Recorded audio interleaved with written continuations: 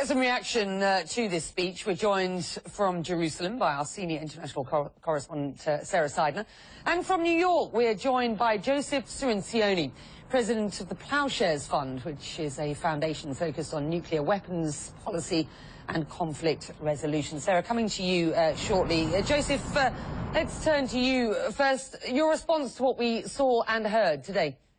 Well, the Prime Minister has a point. Iran is clearly enriching uranium. The more uranium they enrich to low levels, the closer they are to being able to turn that into a bomb. But it's not an automatic process. The Prime Minister seemed to indicate that Iran was going to go stage by stage, moving to a weapon. We would know if they were going to enrich it to bomb grade. We have IAEA inspectors there. We don't really need to draw a red line. We, in fact, already have one. The IAEA inspectors, U.S. intelligence, Israeli intelligence, would know if Iran was actually crossing the line and going towards a bomb. And even if they got the material, it's another year or so to turn it into a working weapon.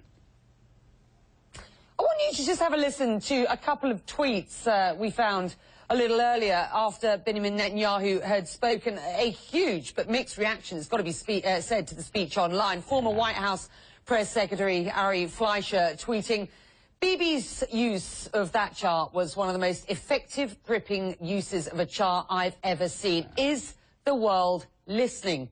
On the other hand, Jeffrey Goldberg, a correspondent for US magazine The Atlantic, wrote, OK, it's official. Netanyahu has no idea what he is doing. He has just turned a serious issue into a joke. Your thoughts? Well, he's done actually both. Clearly, we're talking about him. He has got our attention. He's top of the hour. But he's discredited himself. I mean, it's a little ludicrous to use that kind of device. It looks like a Roadrunner bomb, something you'd get from Acme. You know, it's cartoonish. And he actually drew the line in the wrong place. What he meant to say was you have to stop Iran from getting enough of that 90% weapons grade, not stop them after they built it. So he's kind of confused the issue here, but he has us talking. All right, well, there was certainly no sense of from the Iranian president, was there, on Wednesday at the UN when he accused Israel and world powers of, and I quote him, nuclear intimidation. Let's just remind ourselves what Obama had to say earlier this week on this issue.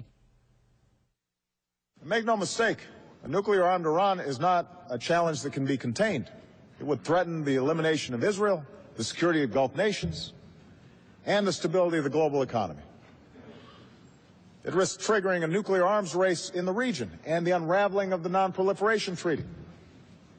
That's why a coalition of countries is holding the Iranian government accountable. And that's why the United States will do what we must to prevent Iran from obtaining a nuclear weapon. And what is it that Bibi Netanyahu wants the US to do at present? I guess that is the question in play tonight. If what we saw today was an effort by Netanyahu to force Barack Obama's hand, will it work? No, I don't think it will work, and there's disagreement within Netanyahu's own cabinet about whether we should be doing this. Many of the military and intelligence officials in Israel think that it's a terrible idea for Israel to launch a military attack. Netanyahu is trying to do at least three things here. One, pressure the U.S. and the world to do another round of sanctions. Two, lay the groundwork for an Israeli military attack. It's not so much a red line as a tripwire. If Iran crosses here, then bang, we're going to start a war with Iran. And the third thing may be a little more subtle. Maybe he's playing the role of the crazy, of the madman. You can't trust me. I might do anything at any moment. And he believes that in that way he will force the rest of the international community to take stronger action against Iran. It's not going to change Obama's policy. I don't think it's going to change the UN policy at all. I think he's overplayed his hand. Joseph Cirincione with his thoughts for you this evening. Thank you, sir. Sarah Seidner.